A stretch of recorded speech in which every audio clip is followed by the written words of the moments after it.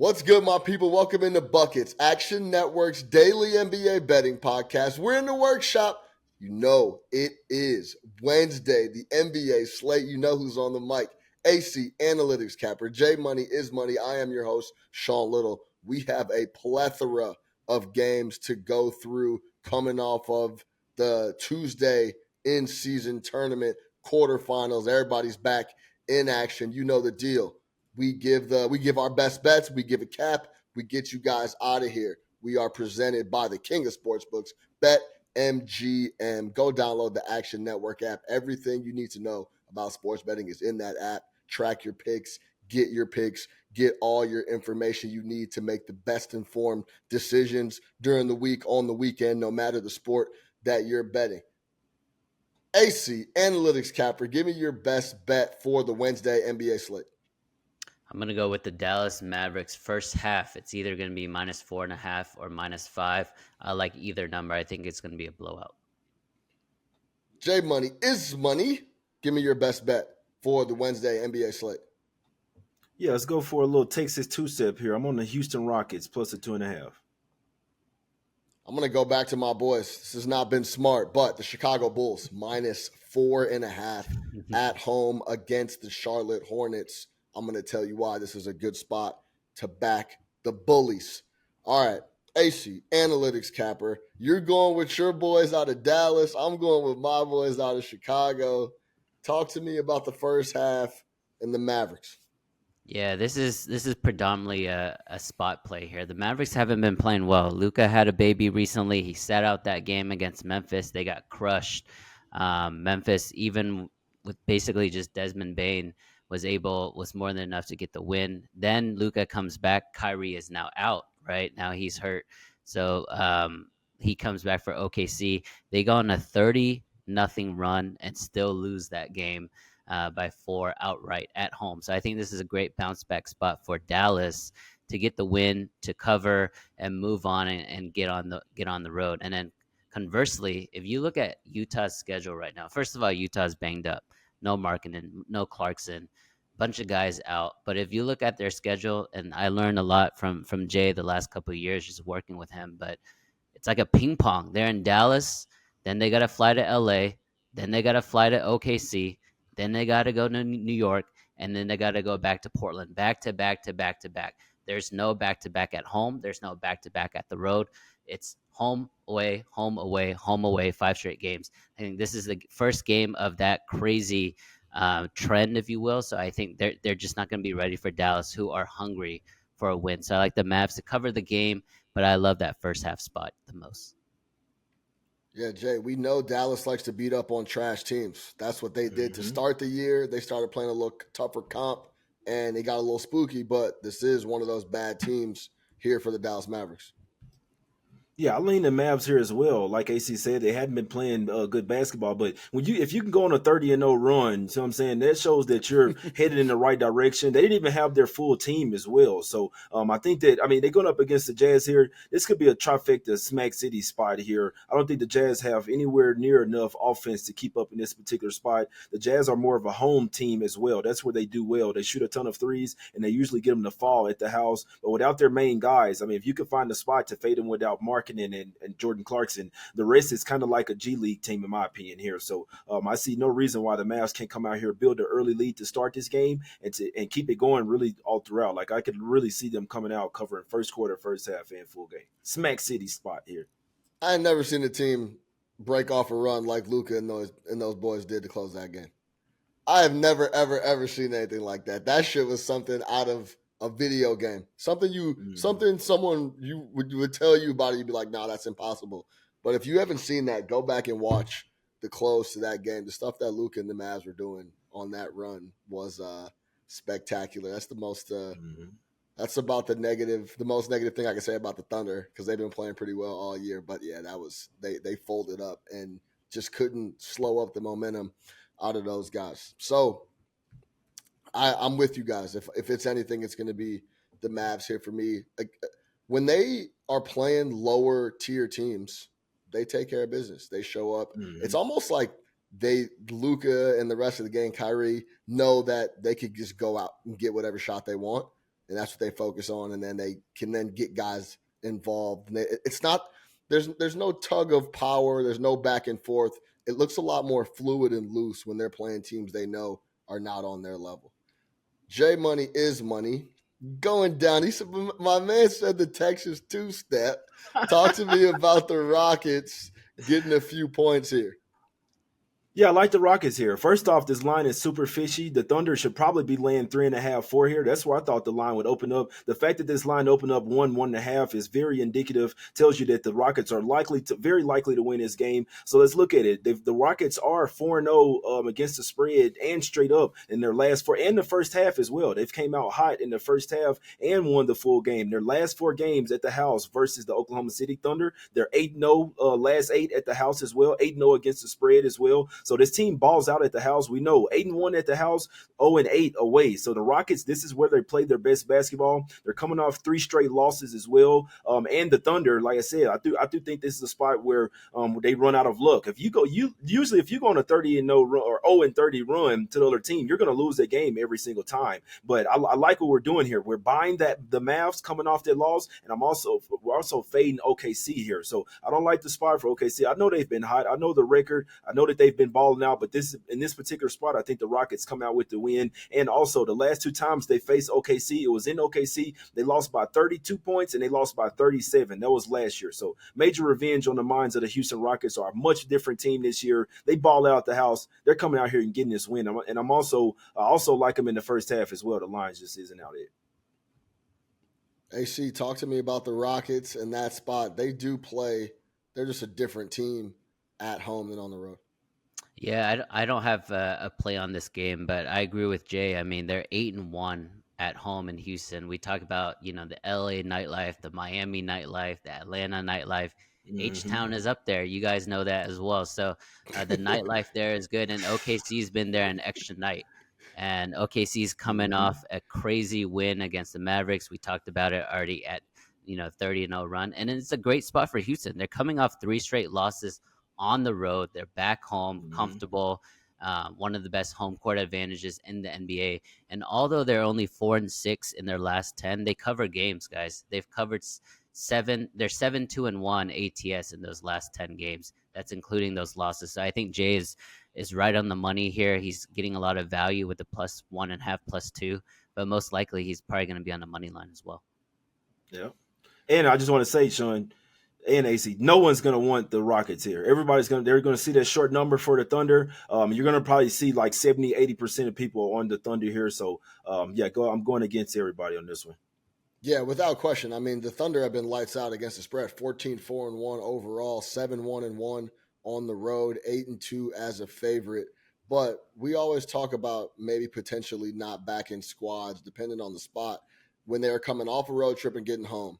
This is a completely different animal with the Rockets. They can't wait to get home and play in Houston rather than be on the road because they just cannot get it together. This is a tough spot, but the sharp guys, the edges are in those ugly spots. Jay's going to back the Rockets here. Let's see how it shakes.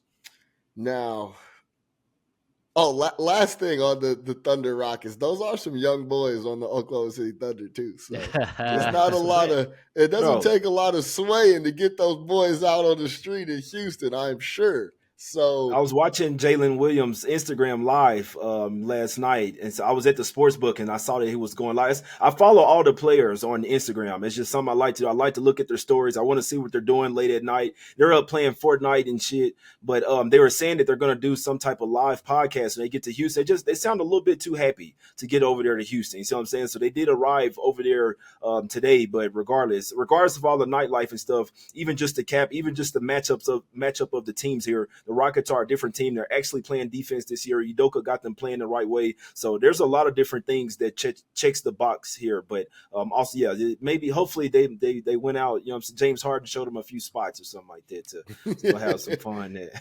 Yeah, and I mean, even coming off the Udoka LeBron thing, the whole getting bullied by guys that aren't bullies. That's the biggest thing I took away from the whole spatter between him and LeBron was like, hey, man, but until I get my guys to toughen up and be able to bang with dudes and actually physically impose and be a little bit intimidating, we're not going to go anywhere. And I know he reverted to that and talked to those boys about just being more physical and taking a stand when a stand needs to be taken. It was almost like Ime was trying to show his players, like, I don't care who it is, LeBron, pull up, where we're at, Los Angeles, that we don't take shit from nobody, and we got to start acting like that when we get out here on the road and start to pick up and try to stack some of these W's up when we're not in Houston. All right, I'm going to go to Chicago. I haven't done this. Last play I had on the Bulls was in that second game on a duplex spot against the Orlando Magic when I didn't really realize who the Orlando Magic were. So it looks a little better now. But I am going to go to the Chicago Bulls -4.5 at home versus the Charlotte Hornets. This is a really good spot, in my opinion, for the Bulls to continue to pick up their third straight win without Zach LaVine and get a W here versus a Charlotte team that I have power rated 28th in the NBA. They are absolutely awful overall, and you now start to think about how they're going to play a good chunk of this middle of the season here without LaMelo Ball. That's going to be a big piece. 28th in net rating, worst defense in the NBA at 121.4, and that's exactly what the doctor ordered for a Bulls team that has historically the last couple of years been really rough on offense, even with guys like LaVine, DeRozan. As soon as Lonzo Ball went down there, that offense has not been the same since. Hornets are also top 5 in drives to the basket. They like to get to the rim. That is a lot to do with LaMelo Ball, but they still like to get to the basket with other guys. Bulls number 2 in points allowed in the paint. It's just a bad matchup overall for the Hornets, in my opinion. Think about these 6 wins. The Hornets are 6-12. Think about these 6 wins for the Hornets. They got win number 1 opening night of the season against the Hawks. Then they beat the Pacers in, of course, a track meet by 1 point where defense is optional. Then they beat the Wizards twice. Who cares? The Celtics they beat. Write that off for just the Celtics taking the night off like they tend to do. And I was about to dive in and go in on the Celtics about how we get a first pressure spot for the Celtics with the new squad, and it looked like the same old Celtics, but we won't go down that road. But of course, they beat the Celtics. That's a write-off, burn the tape game. And then they beat the Nets by 1. So 2 1-point wins, 2 wins against the Wizards, a write-off against the Celtics, and then they got a win to open the season. Hornets are 7-1 to the over on the road. They're allowing 124.3 points in their last 3 road games.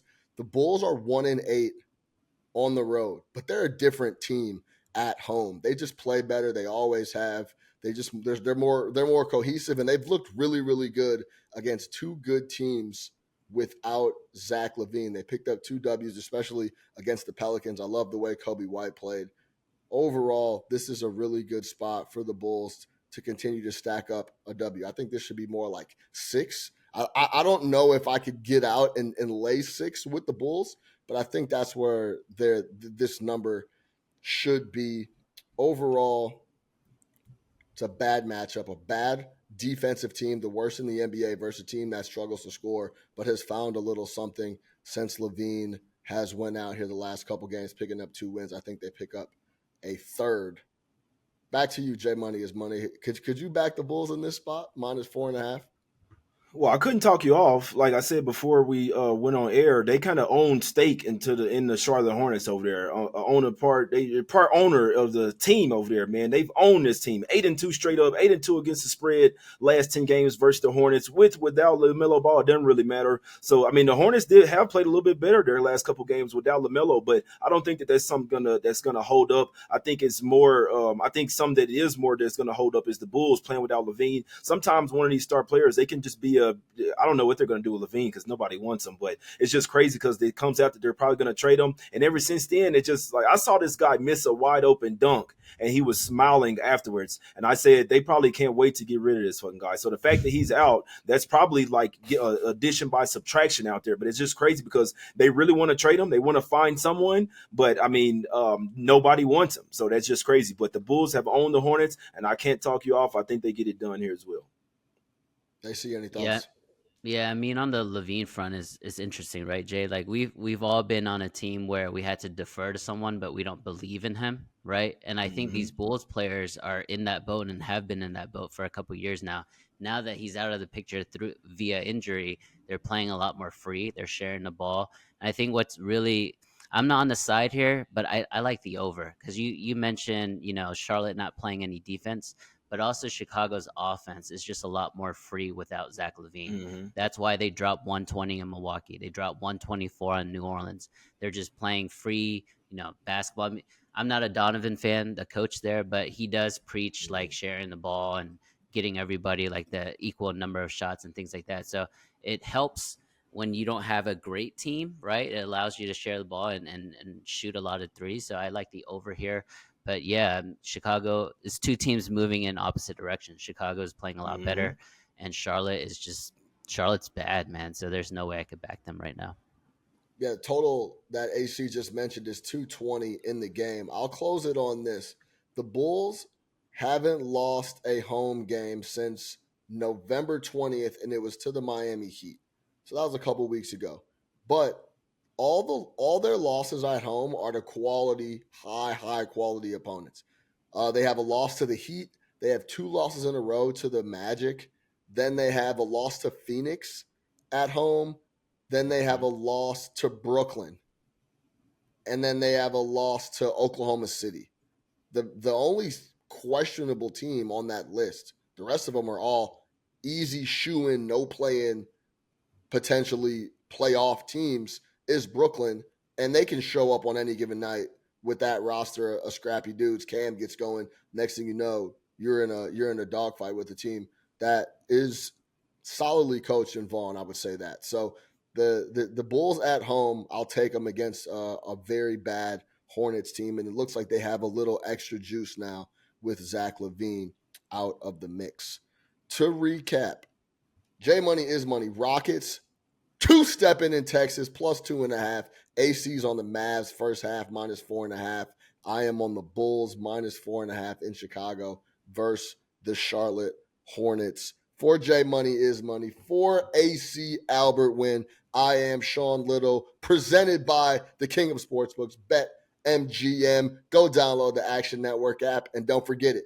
Get buckets, baby. We'll see you guys tomorrow.